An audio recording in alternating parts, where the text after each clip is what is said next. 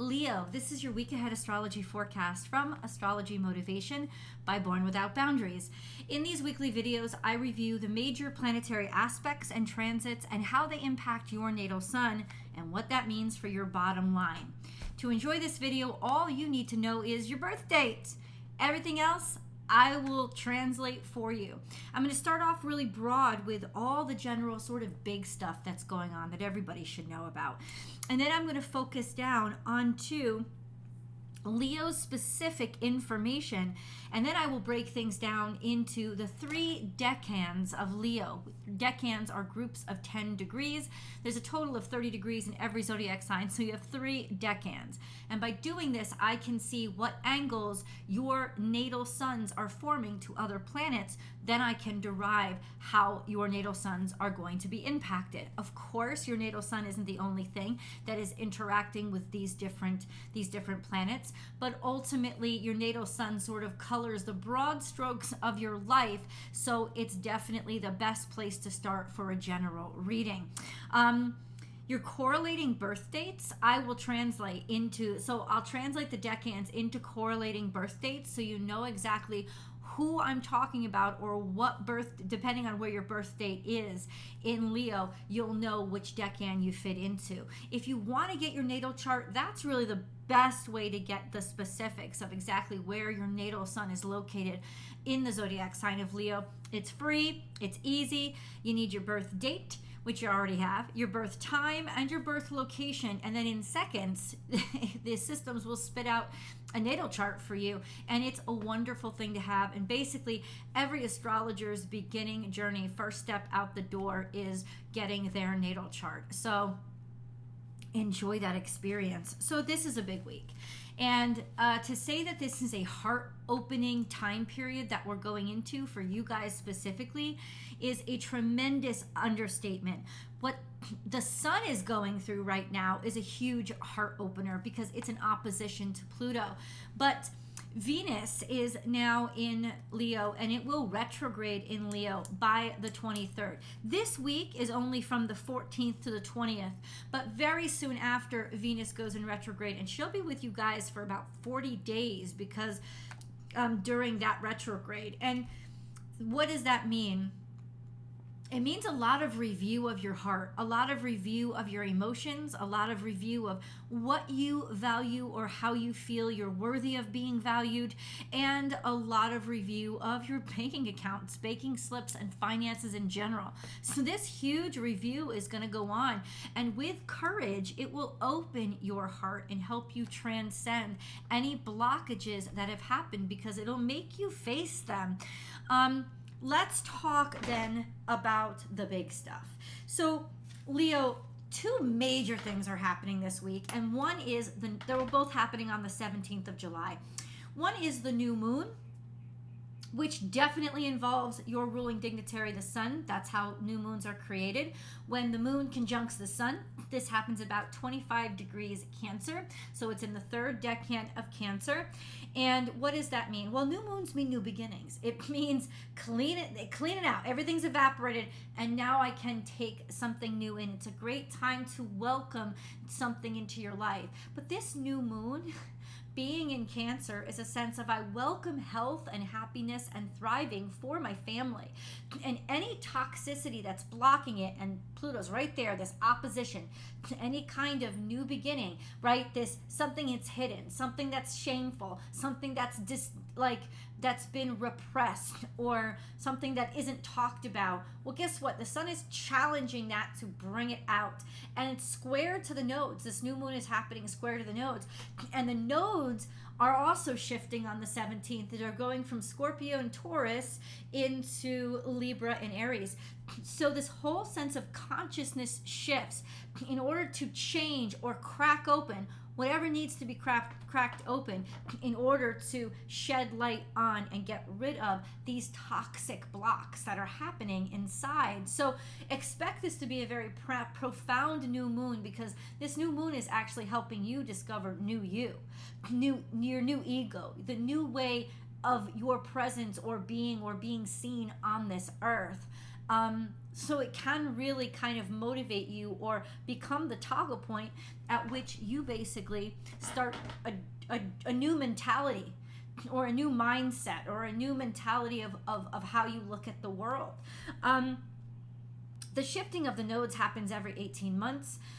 This is changing our pathway through life, or our general pathway right now as a society, from looking at the traditional versus the taboo, which is Taurus and Scorpio, to changes that have to be made in singularity, the solo self.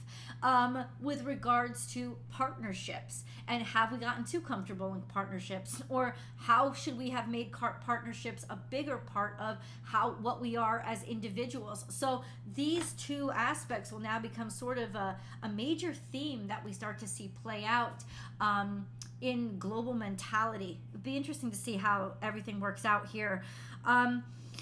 We also have, so there's a grand square all week long. Pluto in the sun is in opposition all week long, which can cause a major contention or a major like thrust for you, in the sense of like intolerance, like I'm not putting up with crap anymore. Like when Pluto reacts to the sun, there's this sense of this kind of Hulk smash kind of energy.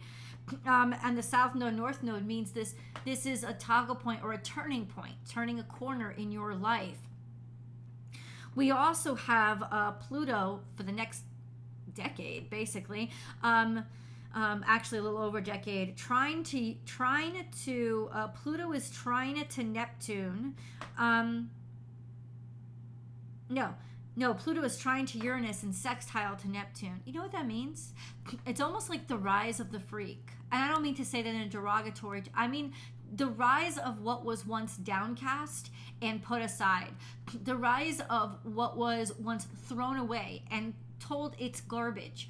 You know, the rise of the surprising and the obscure and the things that nobody understands, this sense of finding beautiful faith in them and spirituality in them and a place for them in the world. And that's sort of the shift in our populace for the next 10 to 13 years.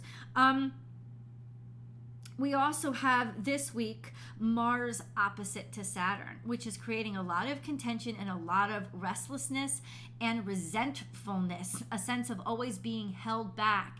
And because Saturn is also semi-square to Chiron, this sense of it of impacting you like, I'll never be good enough. Why should I even try? That kind of consciousness that you get tempted to give up and lose hope because all the rules, laws, and regulations have done everything they possibly can to make sure nothing works out for you. But it's this pressure, this tension, and this anger that is really going to motivate the change, I believe. We also have Neptune trine the sun, which is a level of hope and which is a level of faith and spirituality and purposefulness that comes from your connection to the eternal, the things that don't make sense. Like almost being able to just take leaps of faith. Take leaps of faith because you got to believe in something, even if it's something that's pretend, because everything around you is so discouraging. You're just going to make something up, but as long as it gives you purpose and helps connect you to faith, it can be very transformative. So this is actually a very spiritually awakening time.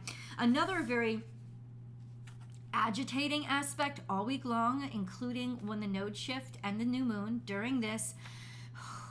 Mercury is square to Jupiter, and that means a lot of shit talk. It also means a lot of information that's hard to separate what's good, what's bad, a lot of like spewing, vomit, but also in some ways, because I think Mercury is also, Mercury I think is also trine to Uranus, trine to Neptune, no, it's not, it's quincunx to Neptune. So there's this sense of, I'm just going to make shit up. like, because Mercury's in Leo. I'm going to talk confidently and continuously about shit that I'm not even sure of, because you know what? I don't even give a fuck anymore. I don't care because everybody's talking bullshit to me. And so whatever I got to do to get through, I'm going to do to get through, and it's going to be what it's going to be. There's such a relentless frustration here of if I got to say talk crap in order to get to the next level, I'm going to, because I know I deserve the next level, but I've been kept from the next level. And this isn't about false confidence or false ego. This is about the feeling of being repressed, and you can feel it, and it's now coming into our consciousness and our collective consciousness, and this sense of, I'm not gonna fucking take it anymore. It's almost a breaking point is what I'm describing. So that's the meta consciousness. How is all this impacting Leo? So there's two things that I look at to focus down into specific zodiac signs, and that is the zodiac sign itself, like what is happening in Leo, and then also the ruling dignitary of that zodiac sign. So what's happening in your case with the sun? Let's start off with what's happening in Leo. Actually, a lot. Venus is slowing down. Venus usually moves like 5 or 6 degrees every week. It's moving 1 degree. Venus is moving between 27 to 28 degrees. Pretty soon, by the end of this week, it is going to post stationary, and then it's going to go retrograde. So Venus is barely moving. She's slowing down. And then you have Mercury. Mercury is quick and swift and on the move, man. Those little feathers on the heels are flip-flapping. Mercury moves fast when it's going direct. It moves actually faster than the sun. So I mean, it doesn't move faster than I'm talking about, in relation to the earth. Yeah, you know what I'm talking about. It moves through the zodiac faster than the sun. It moves 10 degrees a week. So it's going to move between 7 and 17 degrees Leo this week. And Venus is going to move between 27 and 28 degrees. What does this mean? There's a lot of interplanetary action that is in the zodiac sign that rules the heart. And we are not going to be able to ignore it because it's so close to us. It's at the surface, right? What we value and how we communicate that and how we share that information with each other. Oh, it's at the fucking surface now. So there's nothing that can be ignored here. Venus, like I said, goes retrograde by the 23rd. She's slowing down. She's about to review what really has value and what really doesn't. That's going to be a good conversation over the next month and a half. I can tell you that right now. The sun. So what's happening with the sun? The sun is moving between 22 degrees and 27 degrees Cancer. So it's still in Cancer season. That's right, all the way through the end of this week. It's next week that Leo season, yay, begins. The sun is in opposition to Pluto all week, and that is quite formidable. Could be ruthless, definitely relentless. It puts a lot of pressure on, I'm going to break, but I'm going to take the world down with me. This is what cracks through the hardest situations. This is also a sense of self. And what destroys the self to make a better version of the self. Also, the shine and the light and the like what's out loud versus what's been hidden. And I think there's a lot of opposition here because something doesn't want to be discovered. I could tell you this, it's going to be. When it comes to you, your energies will be very formidable. You won't be taking no shit. Even when you walk in the door, people will almost feel it like wafting over you. You're there to take over, and you're not taking no guff. Like, that's kind of the energy that Pluto will give to the sun in opposition to the sun. So you can also be more intimidating than normal as well. Just an FYI. The sun is also conjunct to the moon on the 17th. It is trine to Neptune all week long, and that means creativity and being able to think not only outside of the box, but of everything but the box. Being open to divine mysteries, and really this will infuse you with a level of faith that you may not have experienced in a long time. It'll allow you to have the courage to not need answers or explanations or numbers to quantify things because you'd be so connected to your God space. And then you have square to the nodes, which means you're at a turning point in your life. There's something that's clicking into place, and what you used to like, you're going to like the opposite of. You're going to want to know and understand some things that you've never been interested in before. This is definitely a time when you let go of what you used to be and you allow yourself to travel toward what you're becoming just because you're curious about it. We also have a sextile to Uranus, and Sun sextile to Uranus is just get your natural uniqueness on. This is a sense of, I'm a freak and I'm proud. I want to be. It's claiming your individuality and showing your uniqueness with pride and not having, like like not thinking twice about it, actually thinking twice about it, and being very, very adamant in insisting upon your individuality, surprising people, happy surprises coming, surprises that actually, it's almost like the underdog wins in some ways. That's what it's feeling with everything building up. And then up through the 15th of this week, the sun is also quincunx to Saturn, which can also cause a lot of friction and a lot of tension and a lot of, why can't I do what I want to do? I'm tired of the bullshit that's holding me back or telling me, you need another piece of paperwork, you need this, you need that. It really, between the opposition to Pluto and the quincunx to Saturn, enough is enough. You're tired of taking the crap. And if the established ways won't let you in, you'll blow up the roads. Or, and I'm not talking about violence, I'm talking metaphor. I'm talking metaphorically. Or you will build new ones all by yourself. Because it's like, enough is enough. Like, I'm not going to keep doing this crap anymore, because I know I deserve to move forward. There's a relentlessness this week, and a conviction that really, really flows from your courage. Let's get into the decans, shall we? If you know that your natal sun is between 0 and 9 degrees Leo, you are a Leo 1, because your sun is in the first decan of Leo. That usually correlates to July Leos. Anyone born between July 22nd and July 31st would be a Leo 1. Definitely Cancer cusps, the 21st, 22nd, 23rd. Yeah, around there. Only if you're at the cusps. This is only for cuspers. Your natal sun will be conjunct the current sun by the end of the week. And all week long, your natal sun, only the cuspers. So say only if you're born around like the 22nd of July, are your natal suns opposite Pluto. So you've been in this kind of kerfuffle for a while, and you understand the dynamic change and power and refusal to leave anything that isn't right? You will be merciless towards stuff that just isn't right. And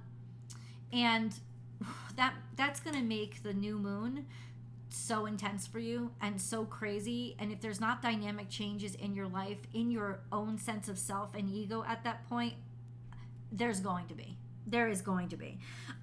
So all week long, for a while now, you will feel this shift, especially as the nodes shift into their new zodiac signs.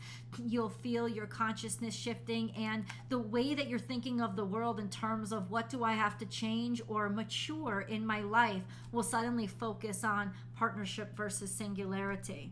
And then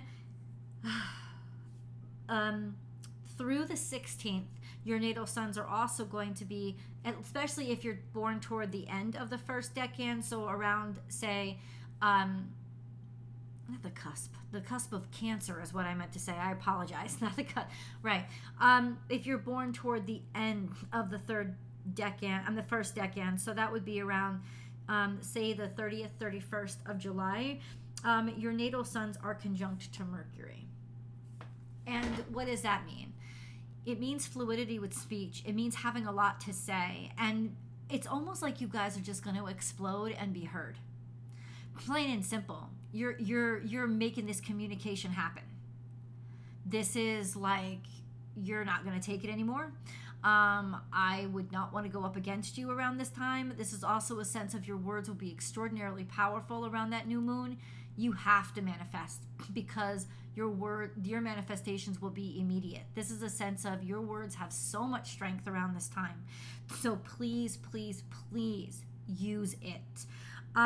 Let's go on to Leo 2s. If your natal suns are somewhere between 10 and 19 degrees Leo, your natal suns fall in the second decan, and you're Leo 2s.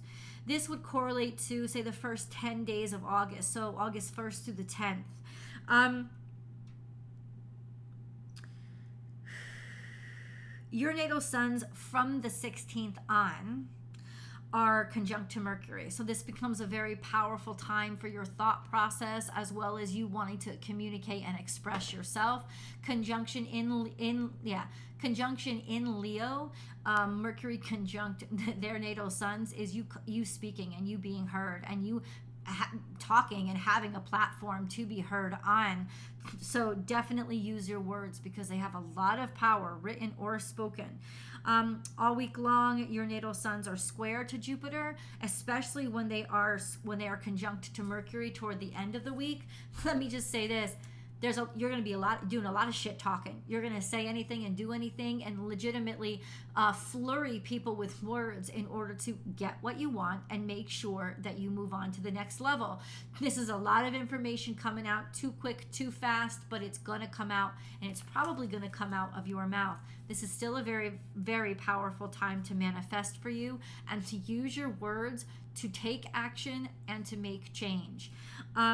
You also have a trine to Chiron, which has been long term, which is healing past traumas, especially physical ones, since Chiron is in Aries. But there is that sense of just finding it, finding a healing through learning, right? Healing through understanding, or allowing these traumas to be okay and feeling that they're not harming you or holding you back anymore. In fact, they're probably inspiring you. The new moon is 15 degrees away from your natal suns, 15 to 20 degrees, I think. So it's kind of like a too close for comfort thing. You could feel a lot of frustration with stuff that feels just out of reach. And you could scream and yell a lot or make a lot of fucking promises, especially to grab what you are sick of waiting for. So there is a ambitiousness and a relentlessness that comes along the new moon with you because of this frustration and the feeling of denial of what you desire. Just an FYI. I don't know if that's good or bad. I just know it's powerful. And then we have Leo 3s. So Leo 3s, it's you guys are a conjunct Venus, and you'll be conjunct Venus when she goes into retrograde. Your natal suns are between 20 and 29 degrees Leo. That correlates to August 11th through the 21st birthdays. The conjunction to Venus makes you very romantic. It also makes you very beautiful and really kind of bathed in this context of beauty, your own beauty, beautifying who you are, beautifying your space, and really being transfixed by the beauty of the world. So this becomes a major point of inspiration for you. Cusps only if you're at the cusp between Leo and Virgo. Your natal suns are conjunct to Mars as well. So there's a huge energy and a want or desire to do or act upon this intense inspiration through beauty. So this could also be a very virile and potent sexual energy as well. You could still be impacted by that.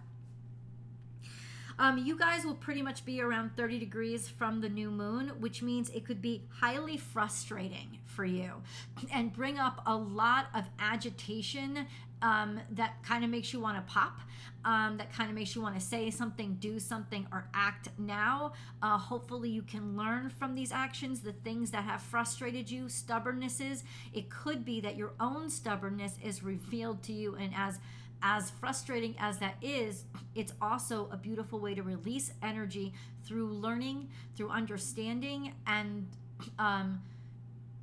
through being humbled and being able to move on. This will be a particularly agitating and potent moon for you as well. Your natal suns are also semi-square to the sun all week long. So battles with your ego, battles inside yourself, and battles with other people's egos. Not big battles, just coming up like butting heads with people, and even your own stubbornness becoming front and center. Stubbornness and arrogance could cause a lot of friction for you this week. You also have a long-term square to Uranus, which means resistance of the stuff that surprises you, resistance of any kind of oddity or independence, a sense of trying to suppress or fight the strange and unusual, and maybe even some issues or challenges coming directly from technology. And then long-term trine to the north node and sextile to the south node. So you're still finding opportunities through what you're good at and what you've always been good at. But there is this harmony and kind of alliance with stuff. It's stuff that you like, the opposite of what you've always been good at. This sense of harmony with maybe what's new for me or which direction I'm heading. This is a point where you can find inspiration to start turning yourself toward your discomfort zone so that you so that you grow. That's kind of what it is, this sense of feeling harmonious with where you're headed because of where you come from or where you've been. It could be something in your past that you're comfortable with that's setting you up for this very pleasant transition toward the new. You let me know in comments below. I would love to know, because Leo, this is, I think, a very mysterious but potent time for you, and I would love to know how it's playing out in your life.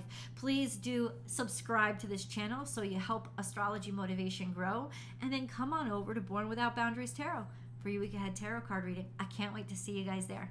Bye, Leo.